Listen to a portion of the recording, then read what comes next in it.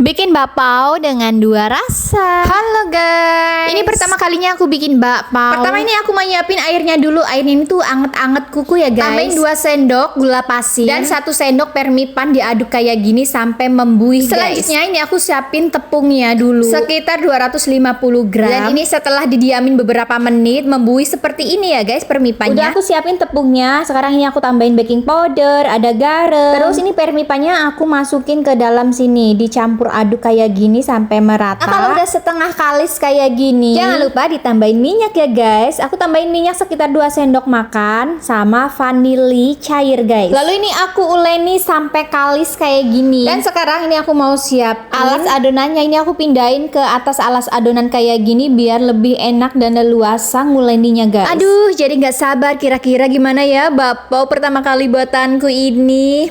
Biasanya kan aku selalu beli terus ya guys. Dan kali ini tuh aku bikin sendiri. Nah, ini adonan yang udah diuleni aku bagi 2, lalu sebagian itu aku potong jadi 5. Ini udah dipotong semua, totalnya tuh ada 10. Dan ini aku mau bulet-buletin dulu kayak gini guys. Walah, aku kelupaan. Harusnya tadi sebelum dibuletin semua atau sebelum dipotongin semua itu, ini mau sebagian aku kasih pewarna-warna ungu Tapi guys. karena ini udah terlalu agak ngembang, jadi makanya ini nggak bisa menyatu dan akhirnya warna ungunya tuh jadi nggak merata. Akhirnya kayak gini, kayak gradasi kayak gitu. Ya sudahlah, nggak apa-apa. Yang penting mah bisa dimakan sendiri. lihatnya tuh yang warna ungu aku kasih selai yang blueberry, terus yang warna putih polos itu aku kasih selai coklat. Nah, ini yang udah dibuletin aku pipihin kayak gini, terus dimasukin selai coklat. Lalu udah deh dicapit-capit kayak gitu, lalu di rounding kayak gini ya guys. Sebenarnya ini tuh adonannya seperti donat, cuman bedanya kalau bakpao itu dikukus dan kalau dipanggang itu namanya roti, tapi kalau digoreng itu namanya donat. Bener gak sih? Untuk yang putih tadi udah aku isi selai coklat semua, terus ini yang ungu juga aku kasih isian selai gel blueberry. Rasanya